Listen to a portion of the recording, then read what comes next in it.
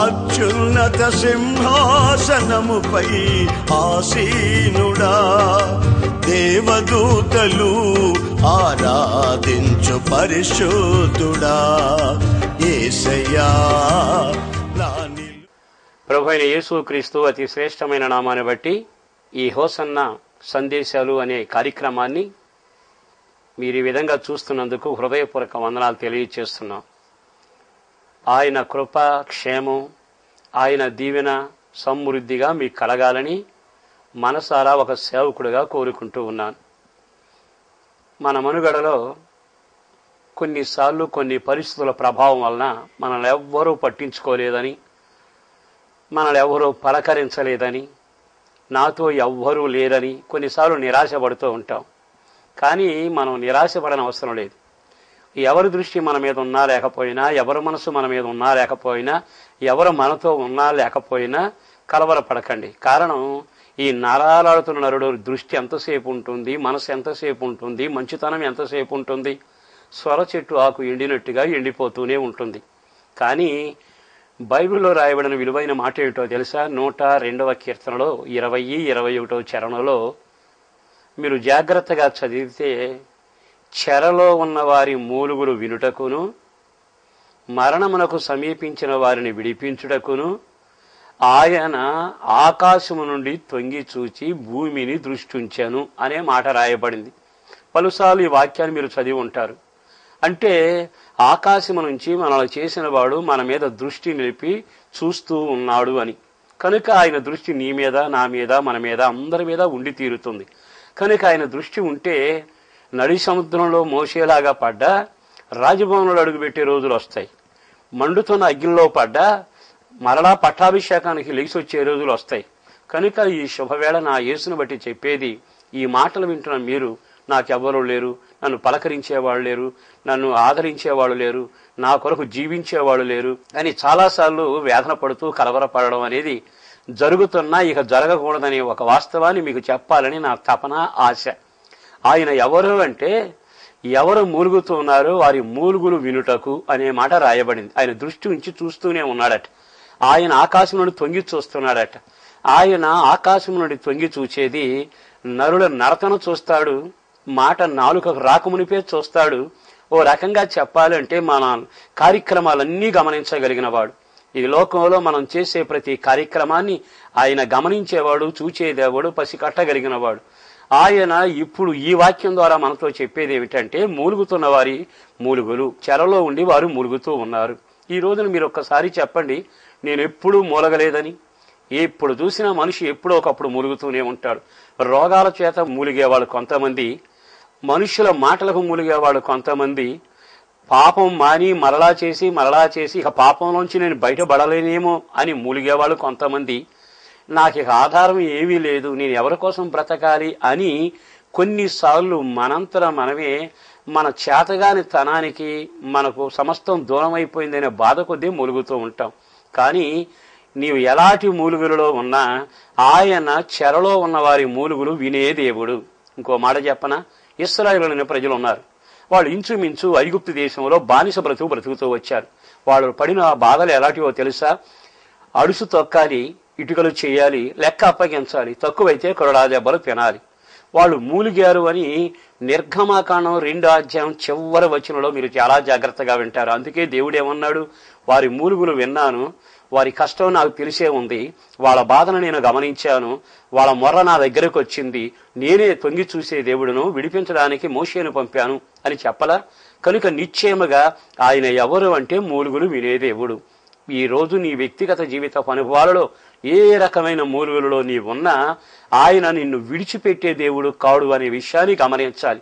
అందుకని నీ పరిస్థితులు అస్తవ్యస్తంగా ఉండి మూలుగుతూ ఇక నాకు ఇంతేనేమో, నాకు రోజులు రావేమో, నాకు క్షేమం కలగదేమో అని వేదన పడుతూ మరణ పంచుల్లో ఊరేగుతున్నా ఆయన తప్పక నీ పక్షాన కార్యం చేయగలిగిన సజీవ సమర్థుడు ఆయనే. ఆయన పేరు నజరుడైన యేసు. దరిద్రుల మూలుగులు వినుటకును, బంధకాల్లో ఉన్న వారి మూలుగులు వినుటకును, భయంకరమైన రోగాల చేత పీడించబడుతున్న వారి మూలుగులు వినుటకును ఆయన ఇంకా ఇంకా ఇంకా సమీపంగా వస్తూనే ఉన్నాడు. చెరసాల్లో ఉన్న మూలుగులు అనగానే మనం ఇశ్రాయేలు దగ్గరికి వెళ్ళి చేరి చూస్తే వాళ్ళ చరిత్ర మనకి కనబడుతుంది. ఆ చరిత్ర మన కళ్ళ ముందు ప్రత్యక్షం అవుతా ఉంది.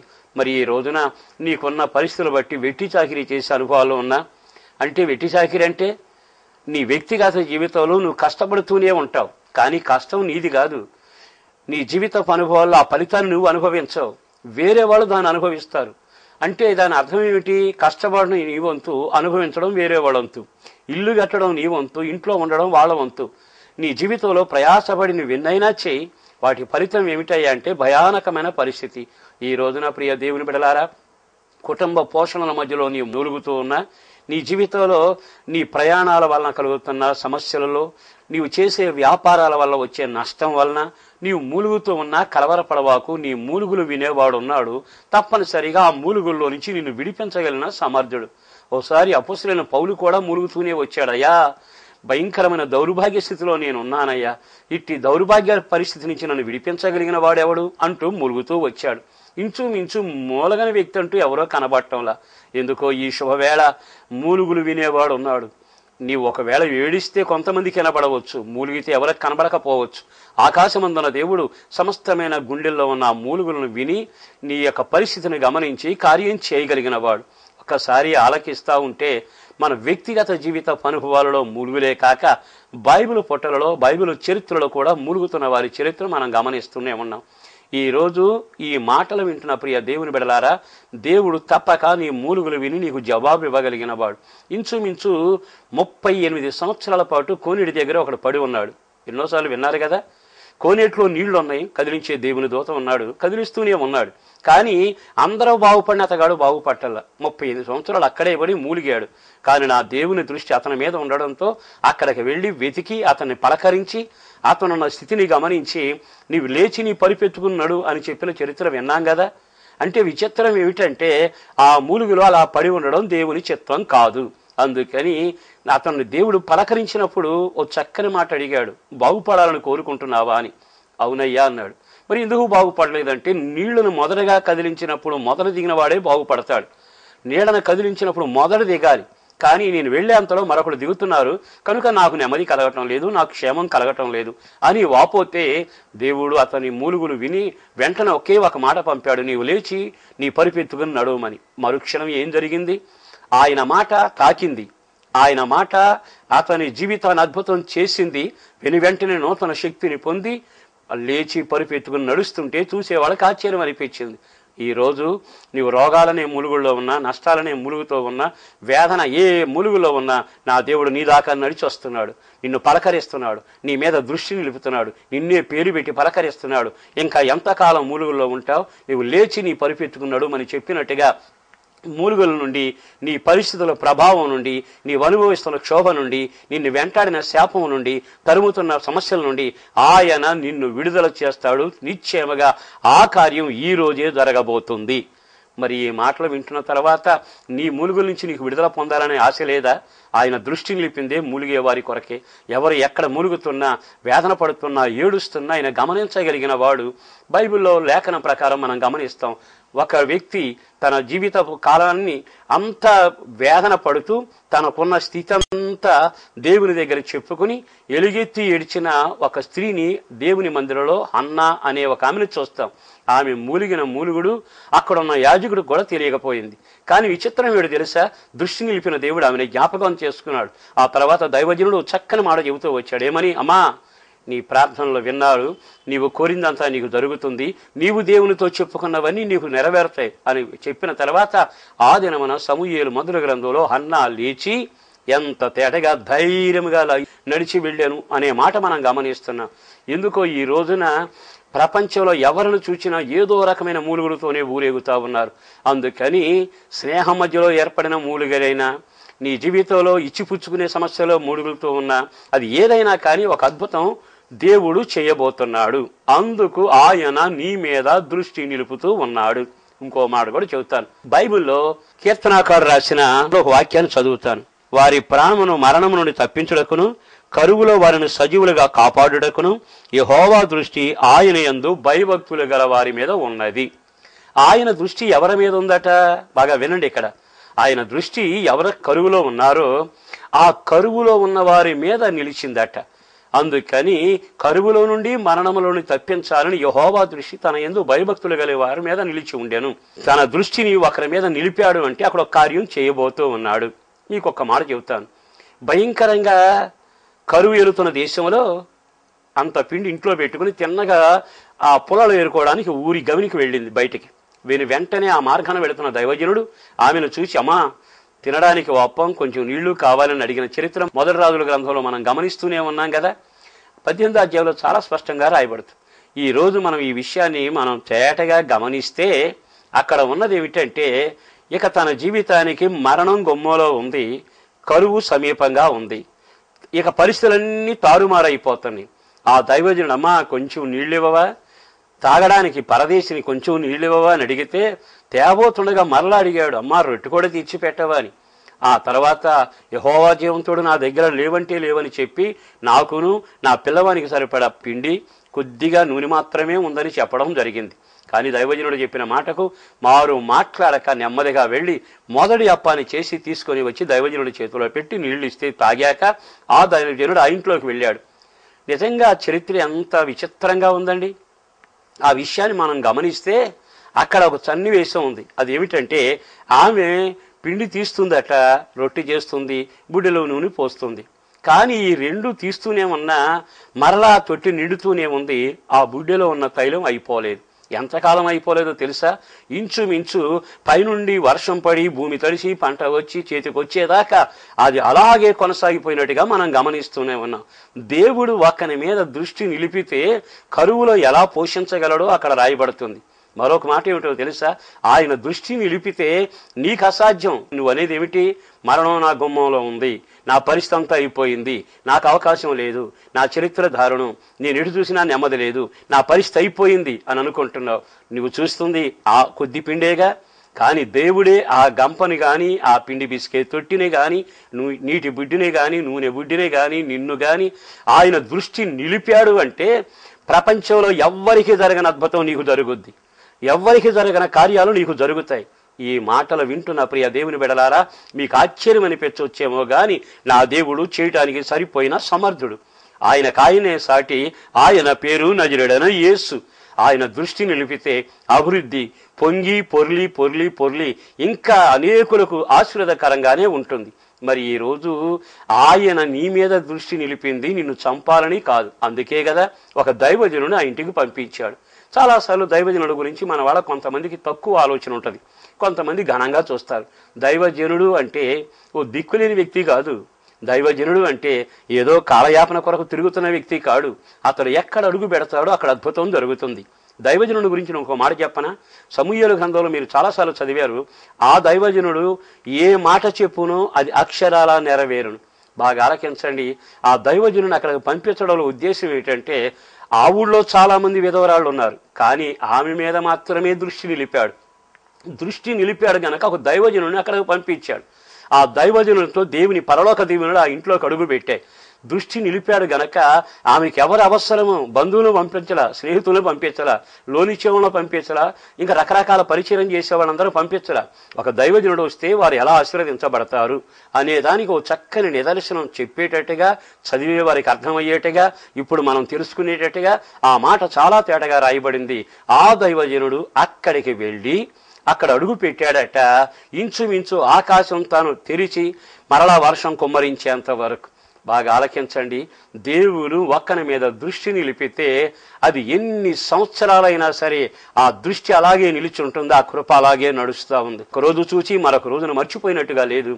ఆకాశం కూడా దేవుడి కుటుంబాన్ని దృష్టి నిలిపాడు అప్పటి వరకు అని గమనించి వర్షం పడి ఒక అద్భుతం జరిగించి నేలను పండించి మరలా దేశాన్ని సస్యశ్యామలంగా మార్చే ఒక పని మీద ఆకాశం కూడా ఉంది.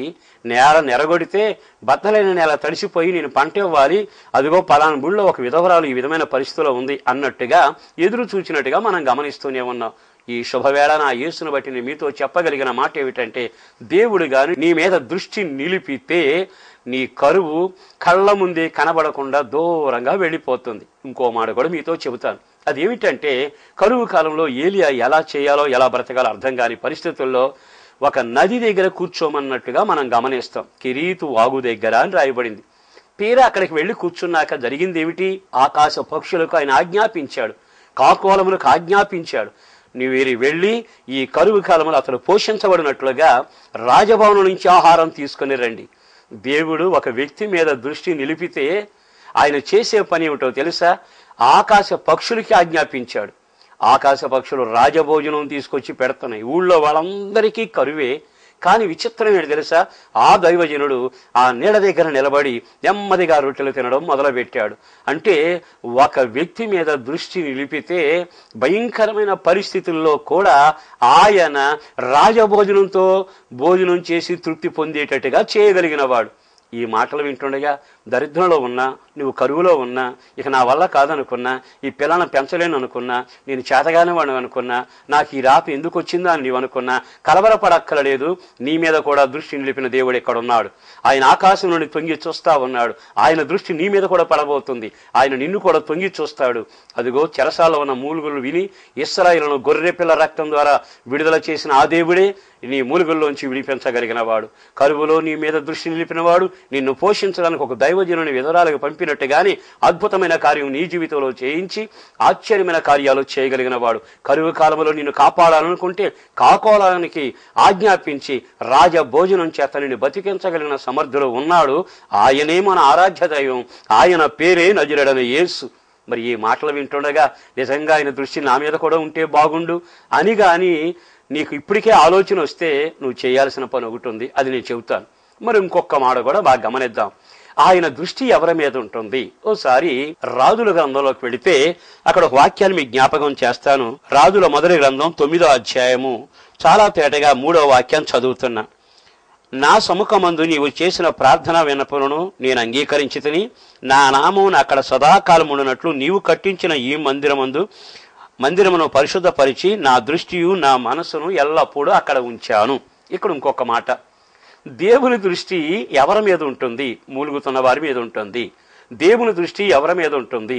నిశ్చయముగా కరువులో ఉన్న వారి మీద ఆయన దృష్టి నిలిపి కార్యం చేస్తున్నాడు. ఇక్కడ సొలొమోను దేవాలయం కట్టాక ఆ దేవాలయంలో చేతులెత్తి ప్రార్థన చేస్తుండగా దేవుడు మాట్లాడుతున్నాడు, ఇదిగో ఈ మందిరాన్ని పరిశుద్ధపరిచాను, ఈ మందిరాన్ని నేను పరిశుద్ధపరిచాను.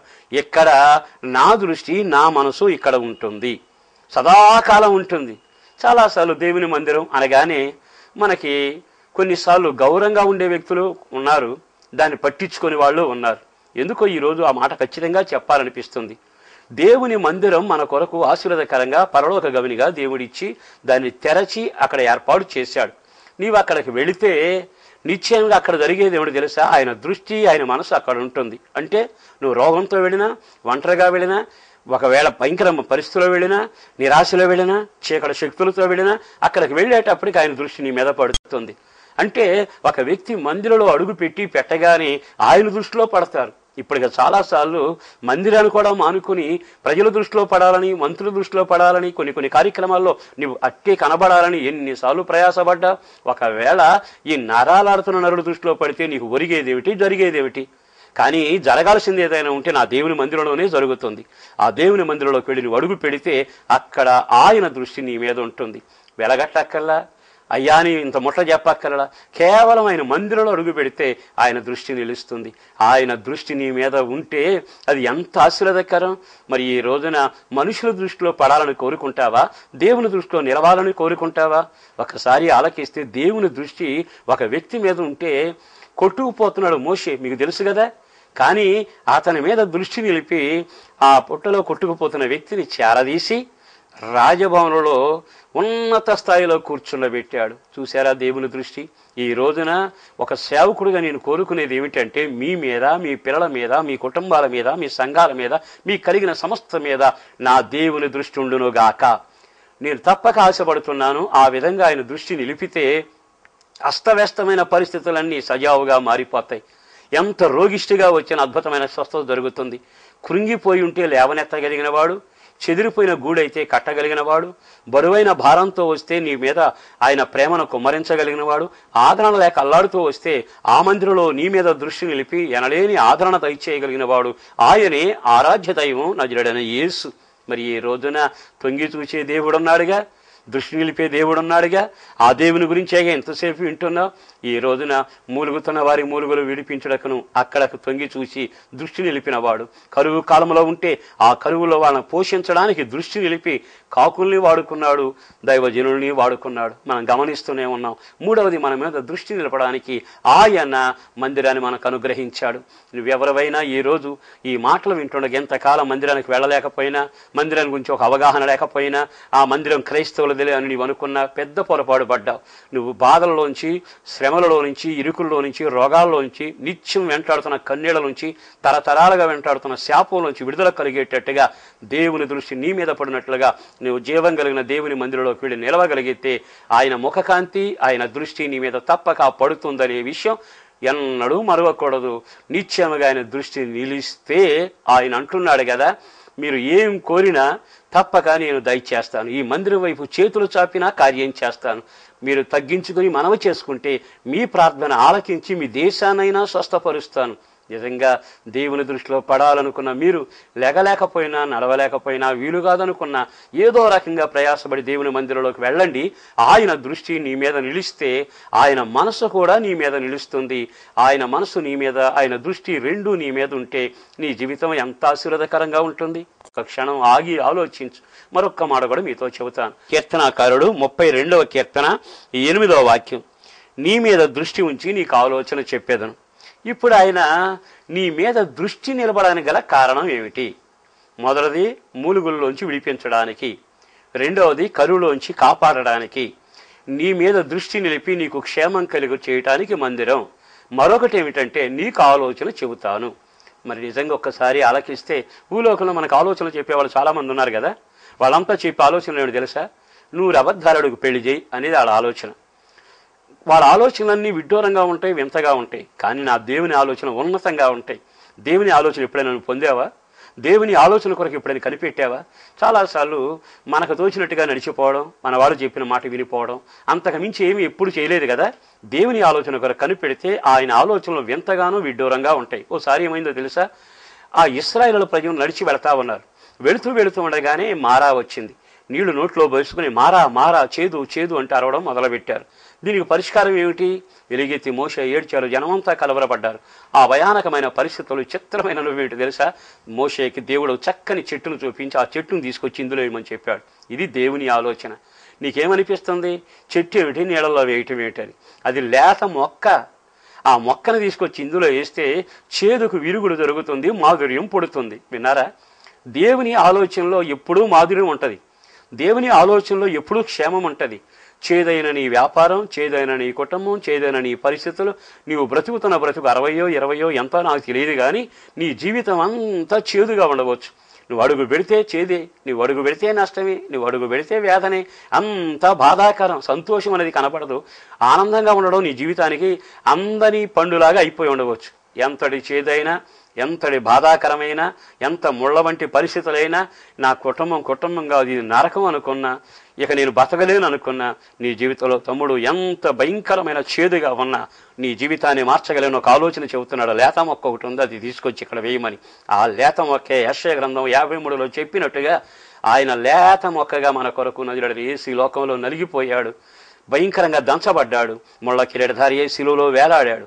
ఆ లేత మొక్క ఒక్కటే మన జీవితాన్ని మాధుర్యంగా మార్చగలిగింది. ఈ మాటలు వింటున్న ప్రియ దేవుని బిడ్డలారా, ఒక్క క్షణం ఆయన వైపు తిరిగి, అయ్యా నీ ఆలోచన కొరకు నేను కనిపెడుతున్నానంటే, ఈరోజు తన వాక్కు ద్వారా, తన కృప ద్వారా, తన ఆ వాత్సల్యం ద్వారా, తన ప్రేమ ద్వారా, తన గద్దింపు ద్వారా, తన దర్శనం ద్వారా తప్పక నీ జీవితానికి ఒక మాధుర్యాన్ని కలుగు చేయగలిగిన వాడు. యేసు రక్తం ప్రతి పాపాన్ని కడిగి పరిశుద్ధపరిచి ఉన్నతమైన జీవితాన్ని ఇవ్వగలిగింది. దేవుని వాక్ ఒక్కటే నిన్ను స్వస్థపరిచి నూతనత్వానికి నడిపించగలిగింది. మరి ఈ రోజున ఈ మాటలు వింటుండగా నీకు ఆలోచనకర్త అయిన దేవుని వైపు తిరగగలవా? అందుకే ఆలోచన చెప్పుదామని నీ మీద దృష్టి నిలిపాడట. ఇంకొక మాట కూడా చెబుతాను. పన్ను కట్టాల్సిన కాలం వచ్చింది యేసు ప్రభు కాలంలో. చిత్రం ఏమిటి? పేతురు అంటాడు, పన్ను కట్టేవారు కట్టమనే వారు వచ్చారయ్యా అని. వెంటనే యేసు ప్రభు సముద్రంలోకి వెళ్ళి గాలం వేయి అంటాడు. వెంటనే గాలం వేయమంటే మారు మాట్లాడక వెళ్ళాడు, గాలం వేశాడు. చేప పడింది, చేప నోట్లో షేకేలు పడింది. ఇది వింతగా లేదు? పన్ను కట్టడానికి గాలానికి ఏమి సంబంధం? కానీ దేవుని ఆలోచనలు ఉన్నతంగా ఉంటాయి. అందుకని ప్రియ దేవుని బిడ్డలారా, మీరు క్రీస్తుని ఎరిగిన వారైతే సంతోషం. మీరు ఎరగని వారైనా దేవుని ఆలోచన కొరకు దేవుని దగ్గరకు రండి. ఆయన ఆలోచన చెప్పాడా అద్భుతం జరుగుతుంది. ఆ ఆలోచన చెప్పడానికి అంతటి దేవుడు నీ మీద దృష్టి నిలిపి ఇంకా నీ వైపు సంచరిస్తూనే ఉన్నాడు. మరి ఆయన దృష్టి నిలిపితే ఒక అద్భుతమైన కార్యం నీ జీవితంలో తప్పక జరుగుతుంది. ఈయన దృష్టి నిలిపి ఆలోచన చెప్పాడు. ఆలోచన చెబితే జరిగిన చరిత్ర ఏమిటో తెలుసా? ఆ షెకేలు కక్కిన చేప చేతికి చిక్కింది. ఈ రోజున ఆయన నీ అవసరాలు తీర్చాలి అనుకుంటే చేప నోట్లో షెకేలైనా పెడతాడు, కాకి నోట్లో రొట్టెైనా పెడతాడు. జీవితంలో ఏదైనా చేయగలిగిన వాడు. మరి అంతటి సమర్థుడు మన దేవుడు కదా. అంతటి దేవుడే కదా మనకి ఈ రోజున మనతో ఇంత తేటగా మాట్లాడుతుంది. ఈ మాటలన్నీ వింటున్న తర్వాత తొంగి చూసే దేవుడిని కాదని వెళ్ళిపోతావా? మూలుగులతోనే కొనసాగిపోతావా? చివరికి ఒక్క మాట చెబుతాను నేను. అక్కడ రాసింది ఏమిటంటే, మరణములోని వారిని విడిపించుటకు అనే మాట రాయబడింది. నిజంగా ఆ మాట వింటే కొంచెం ఆశ్చర్యం అనిపిస్తుంది. నా దేవుడు తొంగి చూసేది ఎందుకో తెలుసా? ఒక్కగానో కొడుకు చనిపోతే ఆ విధవరాల బిడ్డను పాడి మీద పెట్టి మోసుకుని వెళతా ఉంటే ఆ యొక్క పాడి వెనక ఆయన తల్లి ఏడ్చుకుంటా వస్తుంది. యేసు ప్రభు శిష్యులతో కూడా ఎదురయ్యాడు. దృష్టి నిలపగలిగిన వాడు ఎదురొచ్చాడు. కారణం ఏమిటో తెలుసా? అమ్మా నువ్వు ఏడవకమ్మా అని చెప్పి శవాన్ని పలకరించి చిన్నవాడ లెమ్మని చెప్పగానే వాడు దిగ్గున లేస్తే అందరికి ఆశ్చర్యం. విచిత్రం ఏమిటో తెలుసా? కాటికి వెళ్ళవలసిన పైన ఊళ్ళోకి మళ్ళింది. జనం చూచి ఆశ్చర్యపోయారు. ఈ మాట వింటుంటే ఆశ్చర్యం చరిత్రలో చెప్పుకోవడానికి అనుకుంటున్నావుగా. చివరగా నేను చెప్పగలిగింది ఏమిటి తెలుసా? ప్రతి మనిషిలో మరణం ఉంది. అదేమిటంటే ప్రతి వాడు పాపం చేశాడు, పాపం వలన వచ్చే జీతము మరణం. ఆ సంగతి తెలుసు కదా. అతిక్రమాలు మన పాపానికి మూలం, పాపమే నరకం, జీత్యమైన నాశనానికి మూలమైంది పాపం, మరణం. ఈరోజు ఒక్క మాట చెబుతున్నాను.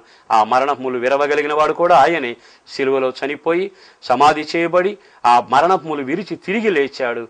ఆయన ఈరోజు నీ వైపు తొంగి చూస్తా ఉన్నాడు. నీ మరణం నీలోంచి వేరు చేసి నిత్య జీవం ఇవ్వటానికి, కన్నెడ నుంచి నిన్ను మూలుగుల నుంచి విడిపించడానికి, ఆయన ఆలోచన చెప్పడానికి, ఆయన నీ ప్రతి అవసరం తీర్చడానికి తొంగి చూస్తున్న దేవుడు నీకు సమీపంగా ఉండగా, అయ్యా నాలోని మరణం, నా ఇంట్లో కరువు, నా దేహంలో ఉన్న బాధలు, నా సమస్యలు అన్నిటినీ విడిపించవని నీ మీద దృష్టి నిలిపి ఆలోచన చెప్పి ఆ దేవుని వైపు తిరగగలిగితే, ఇష్టపడితే నేను చిన్న ప్రార్థన మీ కొరకు చేస్తాను.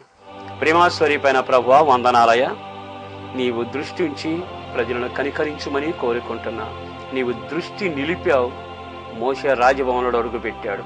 పాడి మీద ఉన్న శవం మళ్ళా ప్రాణంతో లేవడం జరిగింది. కరువు కాలంలో ప్రజలు కాపాడబడ్డారు. ఈ శుభవేళ ఇక్కడ ఈ కార్యక్రమాన్ని చూస్తున్న వారందరి మీద నీ దృష్టి నిలపబడాలి ప్రభువా. నీ దృష్టి వారి పిల్లల మీద, పెద్దల మీద, రోగుల మీద, బలహీనుల మీద, కృంగిన వారి మీద నిలిపి ఒక అద్భుతం జరిగించండి. రక్షణ లేని వారి జీవితానికి రక్షణ కలిగేట్టుగా నీ సిలువను గురించిన వార్త వారికి వినబడి మేలు పొందేట్టుగా బలమైన కార్యం జరిగించండి. ఈ రోజున వారి మీద నీ దృష్టి నిలుపుతున్నందుకు వందనాలు చెల్లిస్తూ కృపాక్షేమాల చేత నడిపించుమని, వాళ్ళ జీవితానికి అవసరమైన ప్రతి కార్యము చేయమని, ఒక నెమ్మది, స్వస్థత, క్షేమం కలుగునట్లు కృపను గ్రహించుమని యేసు పరిశుద్ధ నామాన ప్రార్థించి వేడుచూ ఉన్నాము తండ్రి. ఆమేన్, ఆమేన్. ప్రభు మిమ్మల్ని అందరినీ అత్యధికంగా ఆశీర్వదించునుగాక. మీ అందరికీ ప్రేమపూర్వక వందనాలు. మా అడ్రస్ పాస్టర్ ఎం దేవదాసు గారు, హోసన్నా మందిర్, హనుమాన్ జంక్షన్, కృష్ణా జిల్లా, ఆంధ్రప్రదేశ్. మా ఫోన్ నంబర్లు సెల్ 9440772772, ల్యాండ్ నంబర్ 08656 242751.